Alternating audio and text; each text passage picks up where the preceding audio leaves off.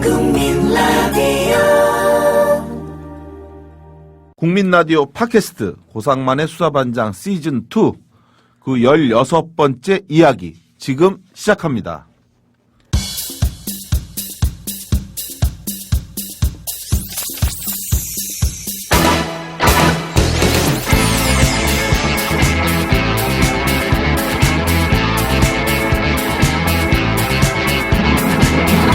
세상 억울한 이들과의 굳은 연대 고상만의 수사반장 시즌2 3월입니다. 마침내 길고 긴 겨울이 지나가고 첫 번째로 맞이하는 따스한 3월 첫 번째 월요일이죠. 그 3월을 맞이하면서 고상만의 수사반장 시즌2를 진행하는 인권운동가 고상만입니다. 청취자 여러분, 지난 2월 22일이죠. 고상만의 수사반장 시즌2에서 방송한 3.1절 특집 1탄 대한민국에서 독립운동가 후손으로 사는 것은 차용저 선생님의 증언편 잘 들으셨나요? 동암 차리석 선생님의 장남이신 차용저 선생님을 모시고 인터뷰를 하면서 정말 그야말로 짠 눈물을 흘린 기억이 새롭습니다. 많이 울어보신 분은 아마 경험상 아실 것 같은데요. 슬퍼서 엉엉 우는 것이 아니라 너무 가슴이 아파서 눈물을 흘리면 눈이 쓰리고 아프거든요. 그날 제가 흘린 눈물이 그랬습니다. 정말 대한민국에서 독립운동가 후손으로 사는 것이 너무 아프고 고통스러운 일이었음을 그날 차용저 선생님의 증언을 통해 다시 한번 온몸으로 절감하는 날이었습니다. 일제강점기 당시 일제히 만행에 온몸을 던져 싸운 이분들이 과연 이 나라에서 이렇게 예우받아도 되는가, 정말 많은 생각을 한 방송이었는데요. 그리고 오늘 방송은 그러한 차용저 선생님의 증언에 이어서 대한민국 3.1절 특집 제2탄입니다. 그리고 언제나 그렇듯 오늘도 참 귀한 분을 이 자리에 모셨는데요. 일화 한 가지 제가 방송 전에 말씀을 드리면, 제가 처음 이분을 뵌 게 지금으로부터 만 18년 전이었던 1998년이었습니다. 당시 제가 천주교 인권위원회에서 상근간사로 일을 하고 있을 때였는데 낯선 분이 사무실을 찾아오셨어요.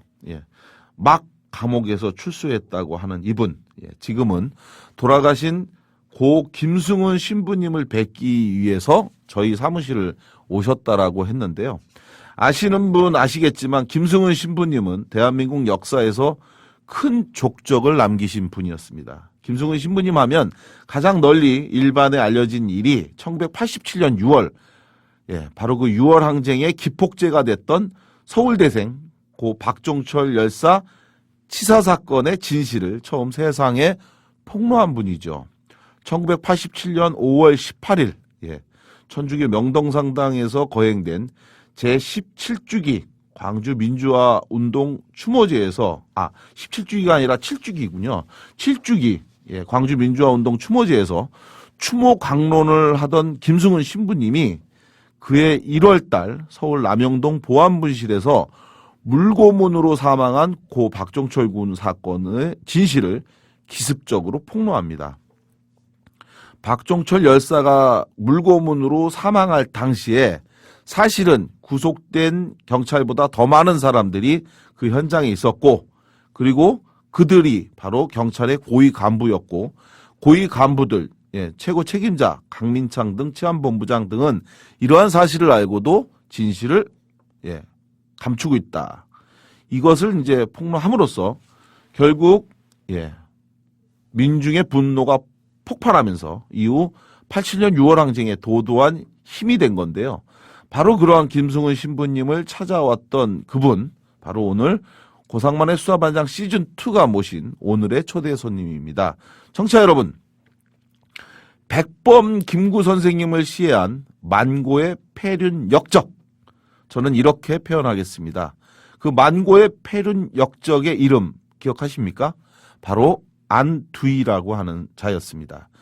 1949년 6월 26일 조국의 독립을 위해 온몸을 던졌던 우리나라 정치인들, 예, 대통령 선거에 출마한 사람들이 존경하는 역사적 인물 누구냐라고 물어보면 반드시 빠지지 않고 이야기 나오는, 예, 바로 그 백범 김구 선생님을 다른 누구도 아닌 독립된 해방된 나라에서 같은 민족의 군인이 시해한 사건, 바로 그 폐륜 역적, 역사에 길이길이 남을 그 이름 안두희.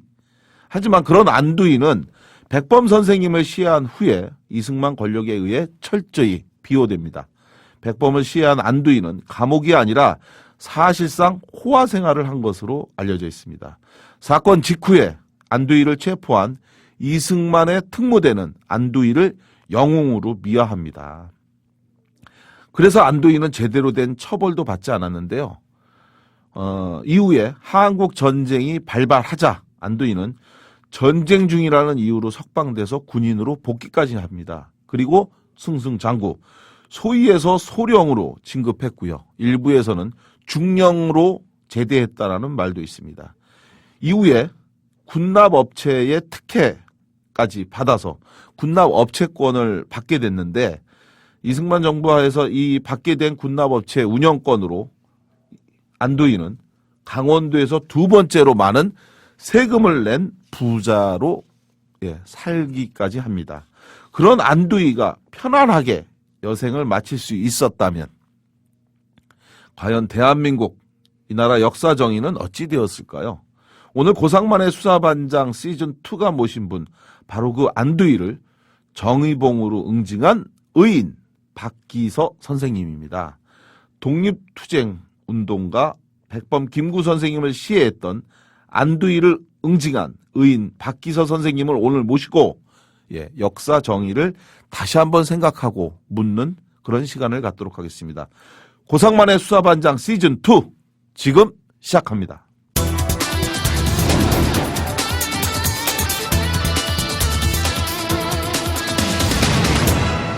고상만의 수사반장 시즌2. 그럼 오늘, 예, 모신 박기서 선생님. 안녕하세요, 선생님. 예, 안녕하십니까. 예. 굉장히 많이 기다리셨죠? 예. 오늘, 예, 먼 길 오시냐고 고생하셨는데요. 예. 찾아오시는 건 쉬우셨나요? 어떻게? 예. 예.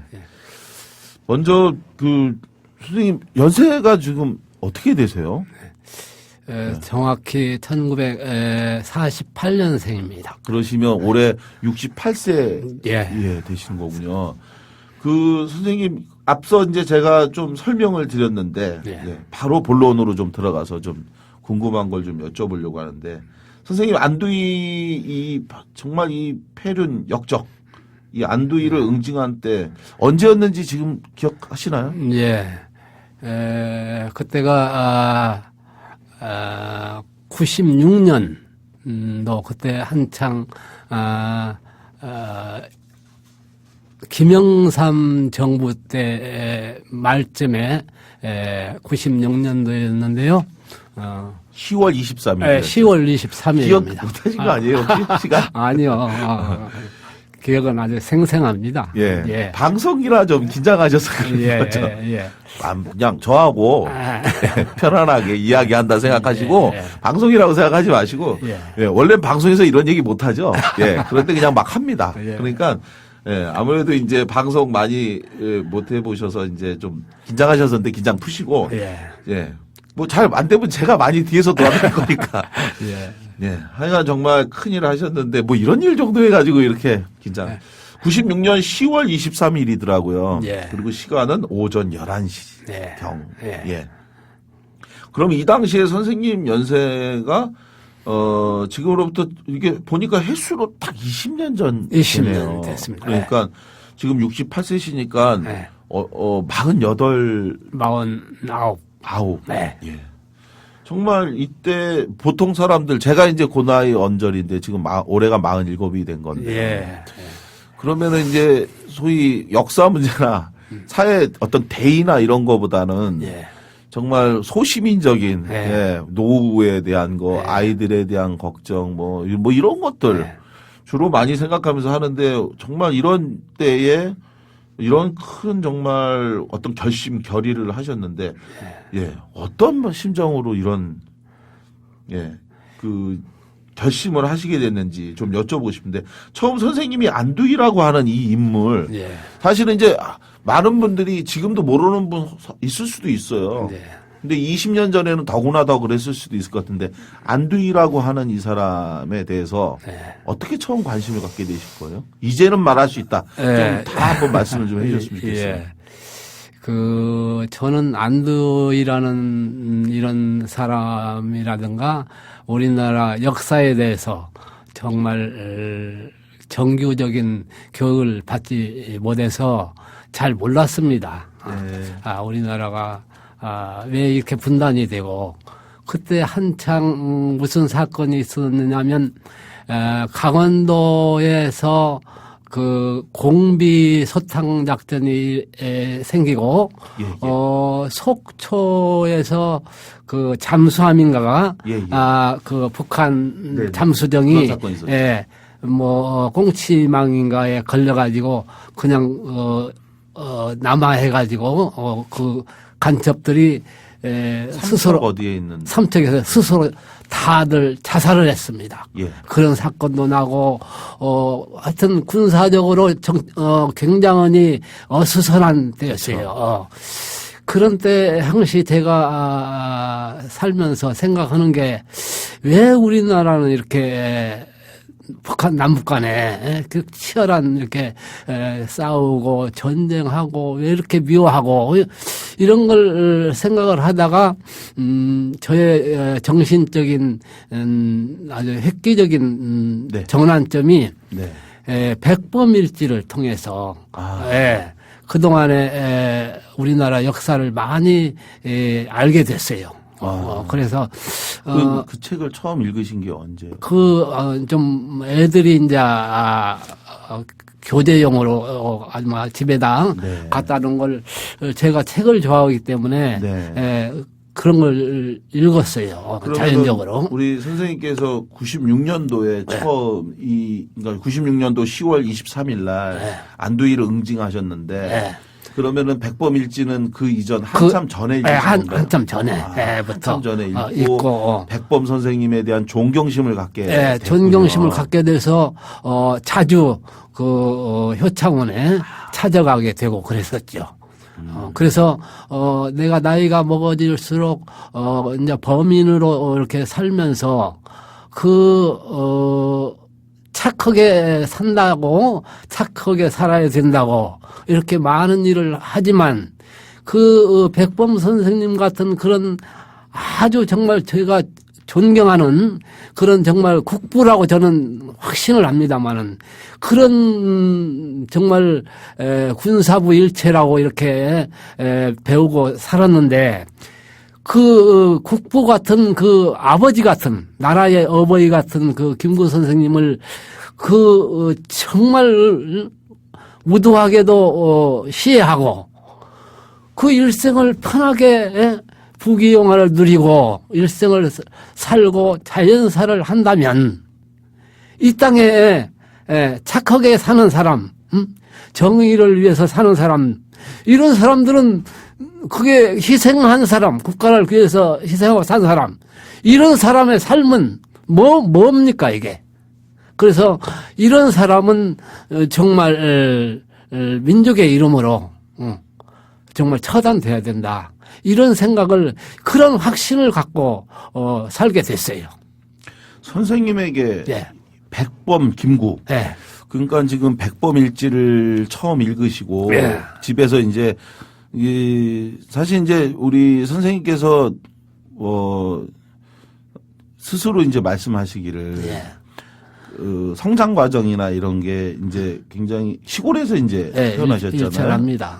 그래서 많이 배우시지 못했다고 스스로 이제 말씀을 하시고 그런데 그러다가 21살 때 서울로 올라오셔서 낮에는 일을 하고 밤에는 혼자 공부를 하시면서 주경야독을 하셨다고. 서당에 밤으로 다니면서 주경야독을 했습니다. 그렇게 해서 정규 학업은 어디까지 옛날 국민학교까지 나오셨지만 이후에 책을 많이 읽으시며 사회 문제에 대해서 관심을 많이 가졌고 그리고 96년도 당시에 요때는 직업이 뭐였죠? 그때는 이제 버스 운전을 하고 버스 있었죠. 운전을 네. 하시고 그래서 생업으로 운전도 하시고 직장도 있으셨고 네. 그러면서 이제 그 사회 문제에 대해서 백범일지를 처음 읽으시면서 이제 우리 백범 선생님에 대한 존경심을 갖게 되셨는데 네. 선생님한테 백범김구라는 분 어떤 의미일까요? 저는 우리나라가 건국이라고 해서 이승만 대통령이 초대 대통령을 했지만 우리나라의 분단은 정말 백범 선생님이 일생을 바친 독립운동이 해방이 되어가지고 다시 일본의 식민지에서 벗어나는가 했는데 다시 미국의 식민지로 이렇게 바톤이 옮겨지는 이런 현실에서 오직 그 민족의 그 독립을 원했듯이 통일을 위해서 이런 온 몸과 온 정신을 바쳐서 이렇게 투쟁해 오신 그 애국심 이런 건 한없는 애국심에 정말 존경이 가고요. 네. 그런 생을 사는 게 예. 정말 이 땅에 한국인으로서 정말 그렇게 살아야 되지 않는가. 저의 아주 표본이 되는 그런 삶이다 해서 정말 존경하지 않을 수 없게 그런 때 그때는 정말 지금도 그렇습니다마는 그 선생님의 삶을 생각하면 목이 메입니다. 진짜. 예. 금방 눈에 그냥 눈물이 고이시는데 정말 가슴이 그 우리 선생님 본격적으로 우리 박 선생님께서 이런 안두이 응징해야 되겠다 결심한 그런 계기가 이제 백범김 눈물을 이렇게 흘리셔서 정말 대단하세요.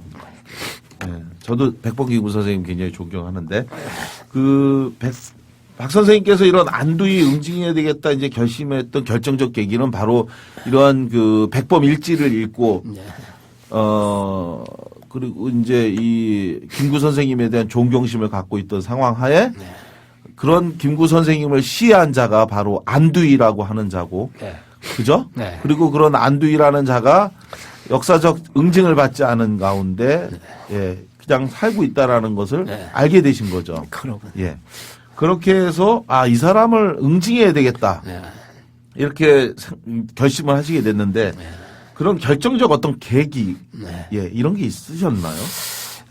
이를 혹시 상의를 하거나 도움을 요청하거나 이런 것들 편안하게 한번 좀. 아니요 그런 것들은 이제 어떤 누구 상의보다도요 백범일지를 읽음으로써 백범 선생님만 아는 게 아니고 정말 우리나라의 역사를 우리나라의 정말 안중근 의사를 알게 되고 백범일지를 알게 됨으로써 윤봉길, 이봉창, 백정길 3의사의 그 정신을 알게 되고 효창원에 지금 안장되어 계시는 그런 분들의 정신을 배우게 되고 우리나라 현대사의 한국 현대사를 알게 되고 정말 이런 것들이 어떤 굉장히 저한테는 정말 큰 자양분이 됐습니다.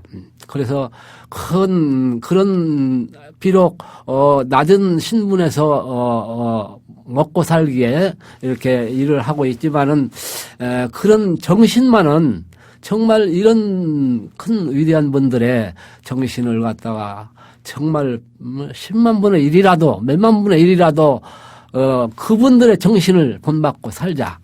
이런 마음을 가지고 있었기 때문에 안두이 처단은 어떠한 누구의 지시라든가 누구의 어떤 사주라든가 이런 차원이 아니고 정말 제 스스로 민족의 정말 그 위대한 분들의 정신을 갖다가 이 물질 만능의 시대로 흘러가는 이런 시대에 경종도 울리는 것도 되고 새로 커나가는 청소년들한테 예, 삶의 어떤 뭐라 그럴까 교훈도 되고 이런 걸 갖다가 하는 삶을 내가 늦게 깨달았지만 그 짧은 생을 갖다가 그런 실천적인 그런 분들의 삶을 본받아서 살아야 되겠다. 그런 결심으로 이루어진 게 바로 안도의 처단입니다. 선생님 그 종교가 천주교시죠? 네, 가톨릭 천주교인데 이것을 이게 이른바 안두일을 응징해야 되겠다. 이게 이제 어느 날 갑자기 이렇게 한 게 아니라 상당히 좀 오랫동안 고민하셨던 걸로 제가 알고 있습니다. 네, 그렇죠. 예. 제가 천주교에 다니게 된 이유는 저희 처갓집에서 장모님이 결혼 조건으로 성당에 다니는 걸 요구하셨어요. 사모님이 엄청난 미인이세요. 별 사진을 제가 봤는데 어마어마한 미인이시더라고요. 그런 조건을 걸만한 미인이셨는데. 예. 그래서 결혼을 해서 바로 영세를 받고 해서 천주교인이 됐습니다. 근데 천주교를 다니면서 도마 안중근에 대해서 안중근 의사 세례명이 도마입니다. 네. 토마스. 그래서 또 토마 안중근이라는 그 책을 읽고도 또 천주교인으로서 자부심도 생기고 또 천주교가 저한테 끼친 영향은 많습니다. 네. 많이 도움이 많이 되고 그때 당시 오래됐습니다만은 천주교 인권위원회라고 있죠. 제가 있었던 데가 천주교 인권위원회죠. 그래서 선생님이 거기 계셨었죠. 예. 아까 전에 말씀드렸는데 끝까지 기억이 안 나요. 그래서 거기서 저하고 선생님하고 처음 만난 거 아니에요? 맞아요. 예. 그래서 그때 당시에 항시 성당에 다니면서 역사적인 걸 많이 배우고 예. 저의 삶에 아주 좋은 아주 길이 됐었죠.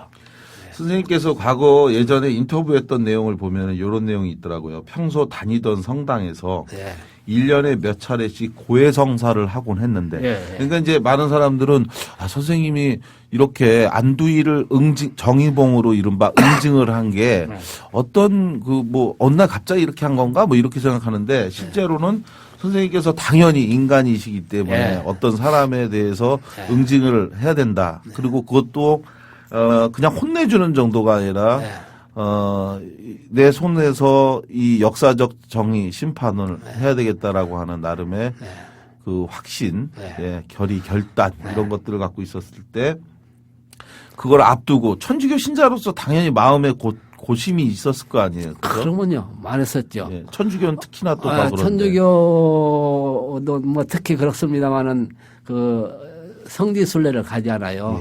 그러면은 천주교를 믿는다는 걸로 목숨을 잃은 많은 분들이 계시잖아요. 순교하신 분들.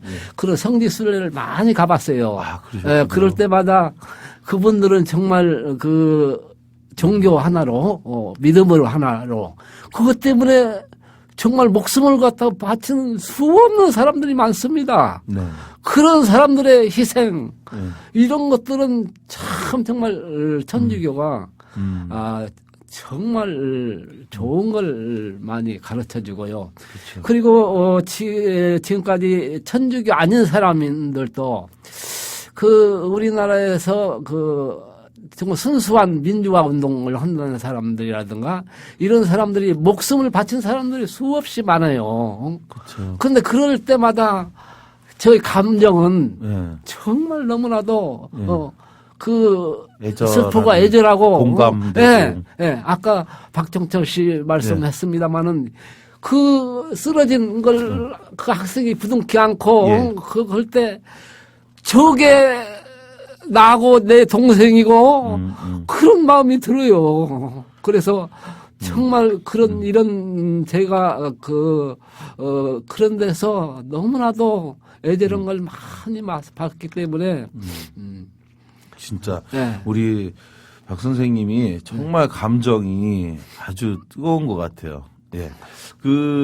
정말 누구보다도 저도 이제 남의 아픔과 상처에 공감을 좀 잘한다라는 평을 많이 듣는데 오늘 선생님 뵈면서 이제 인터뷰 해보니까 진짜로 그러한 정의감이랄까 또 역사 문제에 대해서 왜 그런지를 오늘 다시 한번 또 우리 선생님께서 왜 그런 결단과 결의를 하셨는지를 정말 더 느끼게 되는데 요 말씀을 하나 드릴게요. 그래서 이때 당시에 우리 선생님께서 평소 다니던 성당에 1년에 몇 차례씩 고해성사를 하곤 했는데 하루는 이제 우리 박 선생님께서 신부님에게 예, 주임 신부님에게 고해성사를 하면서 이런 말씀을 하신 것 같아요. 백범 시해범 안두희를 제 손으로 처단하고 싶습니다.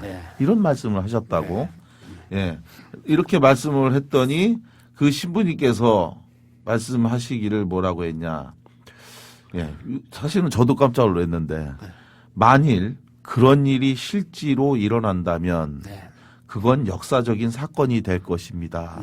라고 말씀을 하셨는데 신부님에 대해서 뭐 우리 박 선생님도 잘 모르는 분이지만 그 신부님의 말씀이 예, 작은 위안이 됐다.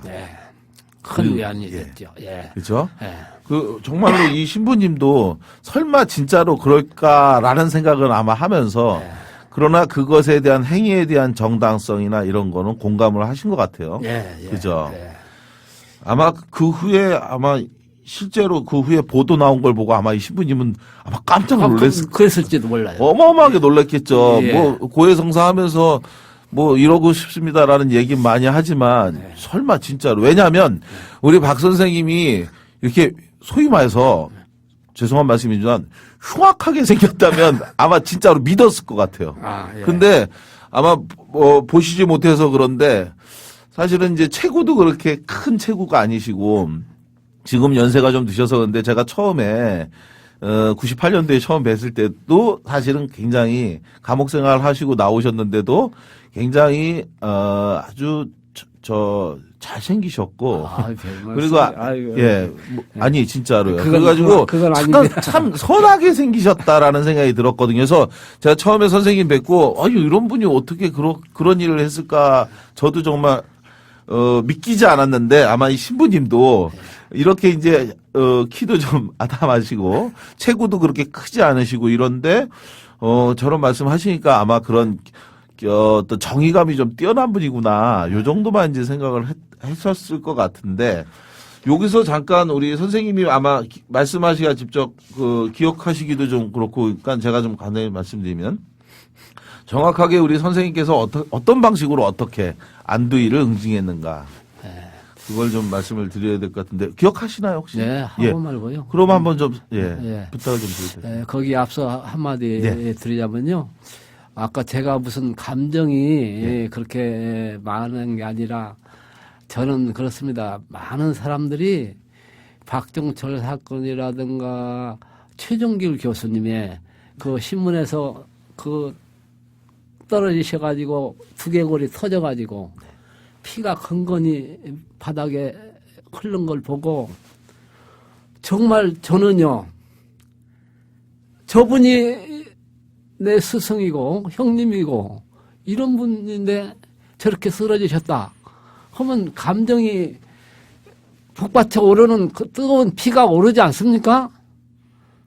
제가 선해서가 아니고 감정이 풍부해서가 아니고 한국 사람이면 다 분노가 있을 수 있습니다. 근데 그걸 왜 실천을 못하느냐? 거기엔 다 자기의 그걸 실천을 하려면 정말 모든 걸 버려야 됩니다. 처자식도 다 버리고 모든 걸 다 버리는 심정으로 해야 되는데 그런 걸 갖다가 다 버린다는 게 그게 힘드는 겁니다.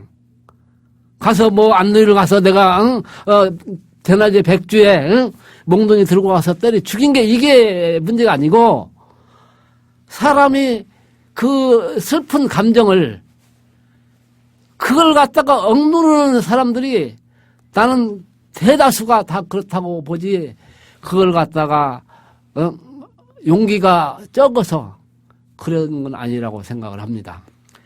어떻게 해서 그렇게 무도하게 무지하게 무지막지하게 사람을 때려 안두희를 죽였느냐.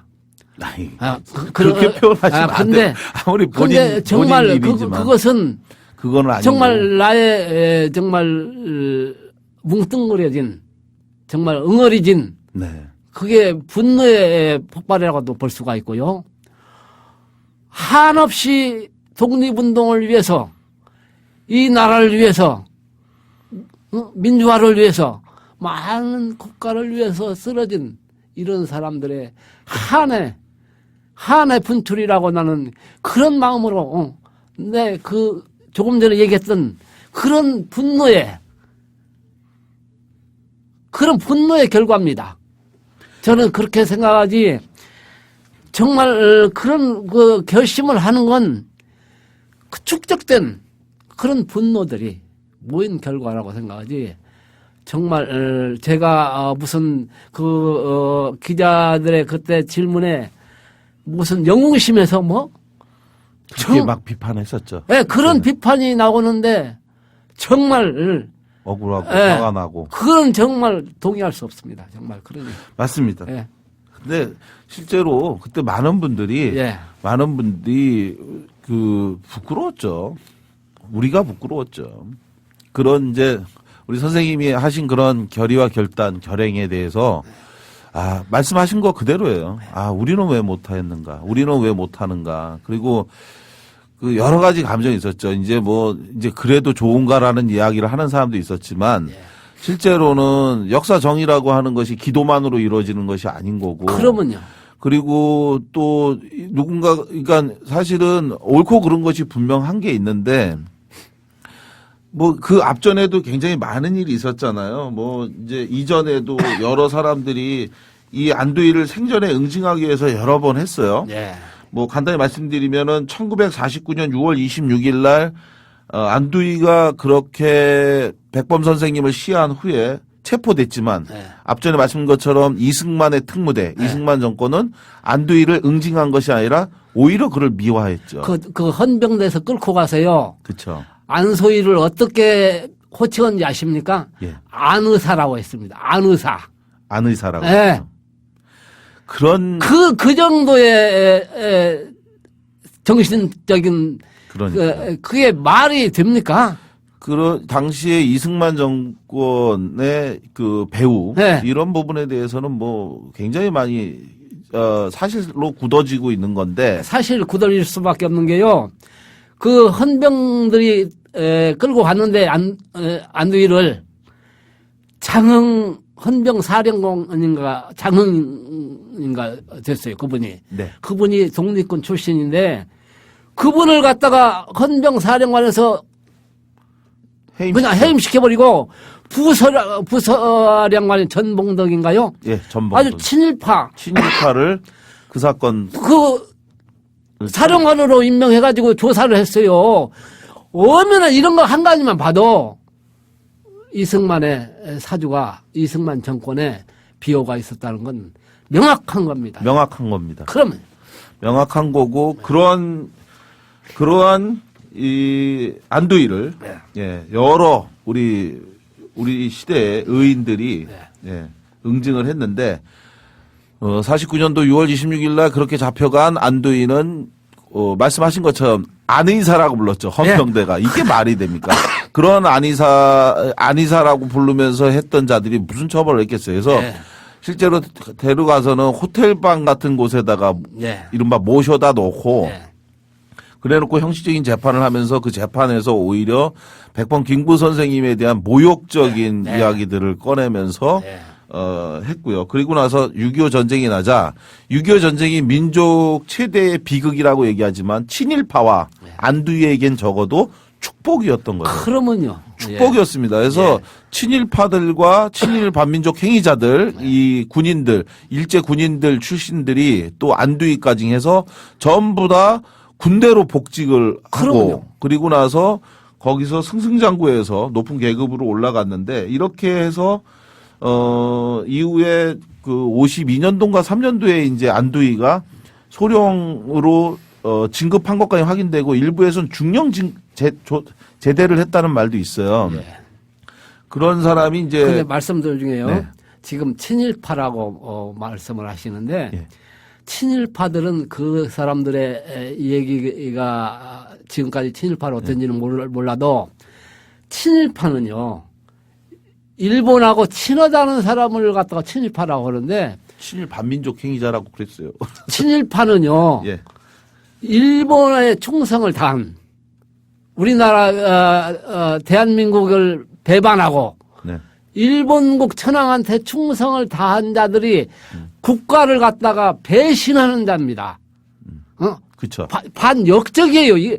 근데 반역자들을 갖다가 친일파로 그냥 그 미화해가지고 부르는 게 지금까지도 친일파인데 그럼 이 사람들 다 민족 배반자들이에요. 민족 반역자들이에요. 정확한 표현은 네. 민족 반역자다. 네, 민족 반역자. 자, 민족 반역자 들이 이제 축복이었던 거죠. 그러면요. 네. 자, 그러한 그 안두희에 대해서 마침내 첫 번째 응징이 가능했던 것은 4.19 민주혁명이 있고 난 직후인 1960년에 김구 선생 살해 진상규명위원회가 발족을 했고요. 네. 그리고 나서 이렇게 발족이 돼서 안두희에 대한 응징이 시작되자 신변의 위협을 느낀 안두희가 잠적을 했는데 그러다가 처음 사회적으로 이슈가 된 게 1961년 4월 18일입니다. 5.16 쿠데타가 일어나기 바로 한 달 전인데 이때 김구 선생 살해 진상규명위원회 간사로 있던 김용희 씨가 안두희를 극적으로 체포합니다. 붙잡아서 네. 그래서 안두희를 경찰에 넘겼는데 이때 안두희는 공소시효가 소멸됐다는 이유로 풀려났고 그리고 나서 이후 또다시 잠적한 안두희를 다시 만난 건 1965년도 강원도 양구에서 군납업을 하고 있던 이 안두희를 백범 독서회 회장이었던 곽태영이라고 하는 선생님이 잡아서 그래서 이때에 곽태영 선생이 안두희의 목을 칼로 찔렀다고 합니다. 예. 그런데 다행히 안두희는 이때 사망하지 않고 살아남았는데요. 곽태영 선생님은 많은 분들이 혹시 기억하는지 모르겠지만 어떤 분이죠? 3.1 곽태영 선생님이요? 곽태영 선생님 네. 이분은 많은 분들 기억하시는지 모르겠는데요. 4.19에 가담하셨고요. 그 탁골공원 앞에 그 박정희가 3.1문인가요? 3.1문이요. 이렇게 해서 박정희가 쓴 효, 그 3.1문을 현판을 뜯어내서 부셔버린 그런 분이었죠, 이분이. 지금은 이제 2008년도에 돌아가셨는데 바로 이제 민족 정기를 위해서 끊임없이 싸웠던 이분에 의해서 65년도에 안두희가 이런 그 응징을 한번 당했지만 이때도 살아남았고 그리고 나서 이후에 안두희는 이후 20여 년간 안영준이라는 가명으로 숨어 살게 됩니다. 그렇게 숨어 살다가 1987년 3월 28일 정말 그 안두희 하면 많은 분들이 떠올리는 권중희 선생님이 계신데 민족정기 구현 회장으로 있었던 권중희 선생님 이분은 이제 평생을 안두희를 응징하기 위해서 뒤를 밟고 쫓아다녔던 그리고 그 사람에 대해서 끊임없이 고발하기 위해서 노력하셨는데 이분도 이제 2007년도에 돌아가셨어요. 근데 이분이 1987년 3월 28일 서울 마포구청 앞에서 안두희를 거리에서 몽둥이로 응징을 합니다. 이게 이제 굉장히 큰 사건으로 알려졌었고 그리고 나서 이후에 이 권중희 선생이 이 안두희를 백범 선생님의 묘로 강제로 끌고 가서 거기서 그 안두희에게 그 백범 선생님을 시하도록 그 배후한 그 세력이 누구냐 이것을 자백해라 이렇게 해서 한 적이 있었죠. 그렇죠. 이때 당시에 뭐라고 얘기했죠 안두희가? 그때 당시에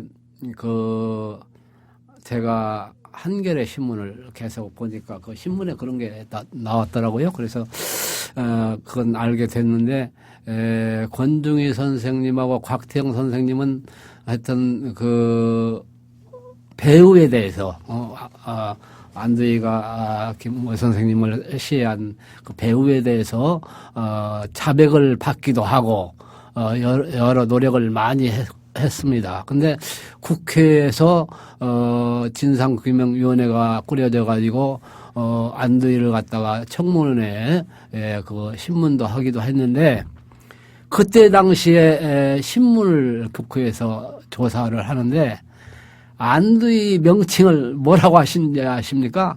안 선생이라고 했습니다.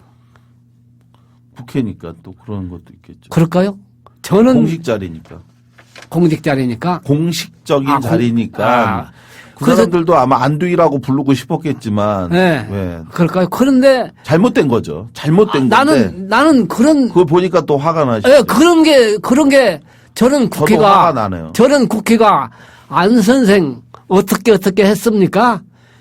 이런 식으로 질문이 취조가 되면 선생이라는 표현은 사실은 부적절한 선생이라는 말은 쓸 수가 없는 거예요. 증인이라고 얘기하는 게 맞는데 정확히 얘기하면 맞습니다. 그렇다면 증인. 혹시 몰라도. 그러니까요. 네. 증인 이제 출석을 했다면 참고인이든 증인이든 뭐 명칭이 호칭이 있거든요. 네.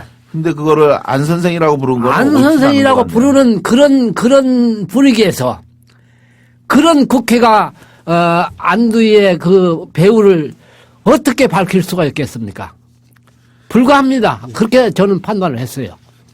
그래서 네. 선생님이 말씀하신 것처럼 네. 당시에 권중희 선생님이 그 백범 묘역에 갔을 때 네. 이승만의 어떤 사주에 대해서 네. 얘기를 하다가 네. 그래서 녹음도 하고 뭐 했는데 네. 나중에 가서 이제 다시 또 번복하죠. 안두희가 권중희 선생이 이제 때리고 강압해 갖고 뭐 얘기한 거다라고 또 부인도 하고 해서 끝내 네. 자신의 잘못이나 반성을 제대로 하지 않는 한 그런 번도, 프리부동한 모습을 끝내 계속 보여줬었던 건데 예. 그리고 나서 이후에 행방을 감추고 인천에 숨어 살던 중 네. 1996년 10월 23일 마침내 우리 박기서 선생님의 정의봉에 비참한 최후를 맞이했다 이건데요. 아까 이제 저희 선생님한테 이제 여쭤보는데 제가 이제 원하는 답변은 하고 좀 다른 내용인데 어떤 식으로 했는지 사실 모르는 분이 굉장히 많이 있거든요. 그래서 제가 이제 말씀을 좀 드리면서 선생님 이제 연세가 좀 드시고 해갖고서는 좀 그런 것도 있는데 1996년 10월 23일 오전 11시 30분경 네. 예. 당시 인천시 중구 신흥동에 네. 살고 있던 안두희의 집 주소를 네. 우리 선생님께서 알아내신 거죠. 네. 예. 그래서 이걸 알려준 분은 권중희 선생님이셨던 거죠. 권중희 선생님이 쓰신 예. 역사의 심판에는 시효가 없다. 거기에 안두희에 대한 모든 것이 들어있고 거기에 그 신흥동 주소 거기에 그랬군요. 다 들어있었어요. 예. 그걸 통해서 이제 아시고. 뭐 그게 누가 사주한 게 아니고 권중희 선생님이 가르쳐 준 게 또 아니고 그 책에 그걸 관심만 보시고. 가지면 얼마든지 그거 알 수 있는 예. 그런 게 그런 거였군요. 예, 그런 거였습니다. 그래서 당시에 인천시 중구 신흥동에 살고 있던 네. 안두희를 찾아가서 네. 그래서 안두희 씨 집에 이제 간 거죠. 네. 근데 가서 이제 초인종을 누르셨다고. 그죠. 그러니까 안두희하고 같이 살고 있던 뭐 부인은 아니었다고 그러던데 내연녀인가? 아니 부인이었나요? 두 번째인가 세 번째인가 부인이었어요. 예. 그 김명희 씨라고. 예.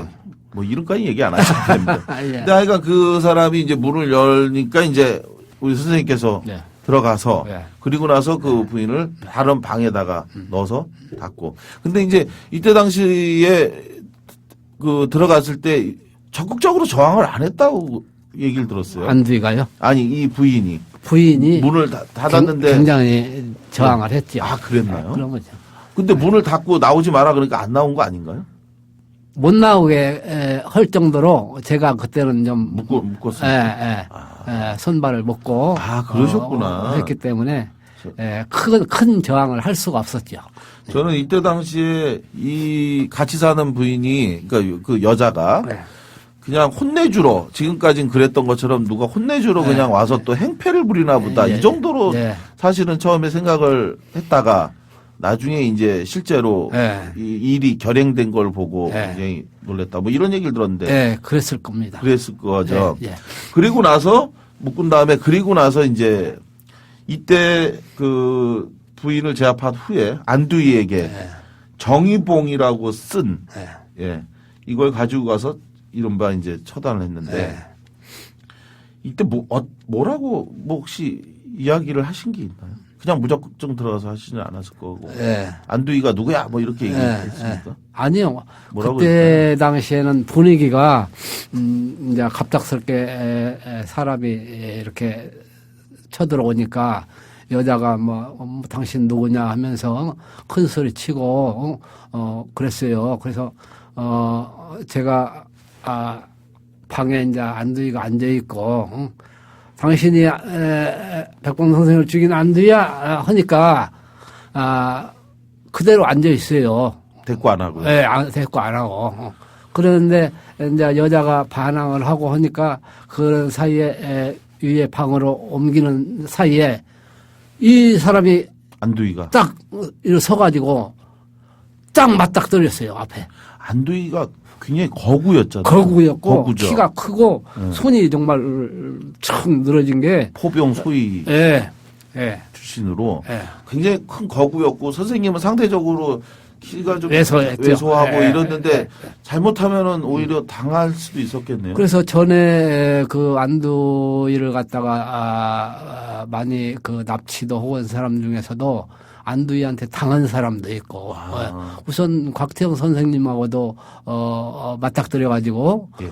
그 안두희가 그 거의 뭐 제압을 예. 했잖아요. 그래가지고 그것도 그때 죽이지 못하고 여러 가지 실패건이 있어서 저도 다시 잘못하면 이게 실패할지 실패할지 모르겠다 예. 하는 게 딱 들었죠.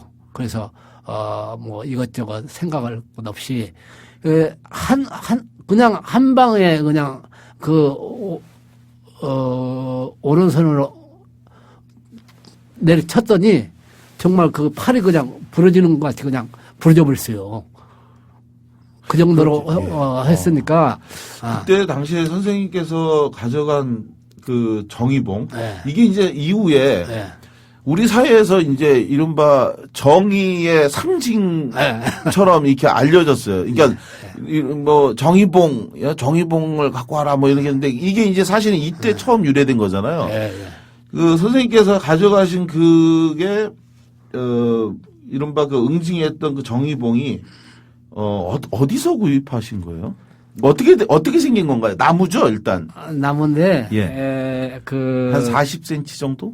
주방 기구 파는 데에서 예. 밀가루 같은 거 이렇게 아. 납작하게 하잖아요.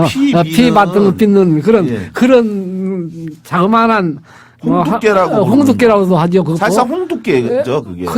그렇게 크지도 않고 적당합니다. 그게. 그 선생님께서 그 인터뷰한 내용 보니까 안두희를 처단하기로 결심한 후에 도구를 뭘로 사용할까 고민하시다가 예. 그래서 선택한 게 부천시장에 있는 예. 그릇 가게에 가서 예. 예. 지금 이제 만두피 미는 이제 홍두깨 비슷한 몽둥이인데 40cm 정도 되는데 예. 당시 돈으로 4,000원을 예. 주고 예. 샀고 예. 그리고 나서 그 머리 부분, 예. 손잡이 부분 쪽에 매직으로 스스로 예. 정의봉이라고 썼다. 예. 이렇게 제가 얘기한 걸 봤어요. 아니요. 정의봉이라고는 위에 세 글자로 위에서 밑으로 이렇게 세 예. 글자를 쓰고 가로로. 그리고 나서. 길이 세로로 예. 세로로 쓰고 제일 밑에는 통일, 정의, 뭐 도덕 그랬던가요? 예. 이렇게 그런 걸 손대변 매직으로 써서. 매직으로 쓰고 정의봉이라고 하는 단어를 생각한 건 어떤 연유가 있었나요? 정의라는 건요. 제가 그 20대 초반에 남산에 가서 내려오는데 지금 생각하니까 그 안중근 의사 기념관 앞에 지금도 있습니다. 견의사의 견의수명. 그 이름을 보거든 의를 생각하고 위태로움을 보거든 목숨을 주라. 정말 그게 알고 보니까 논어에 있는 말이더라고요. 근데 이제 그 안중근 의사가 그걸 유머로 크게 쓰기도 했는데 그 지금 돌로 지금도 그 8글자가 새겨 있습니다. 근데 그걸 보고 저한테는 그게 삶의 이정표가 되는 글귀였어요. 정말. 너무나도 좋은 글귀였기 때문에 그래서 그 유목이라든가 그 글씨는 거기에서 의라는 걸 그건 총체적인 의를 얘기하는 거기 때문에 거기에서 항시 저는 그 삶의 그 의를 제일 중요히 여기게 됐죠. 국민 라디오 지지하는 4가지 방법 아시나요? 다운로드하기, 별점 주기, 댓글 달기, 구독하기. 국민 라디오를 보다 많은 이들에게 전할 수 있는 가장 손쉬운 방법. 다운로드하기, 별점 주기, 댓글 달기, 구독하기. 잊지 마세요. 다운로드하기, 별점 주기, 댓글 달기, 구독하기.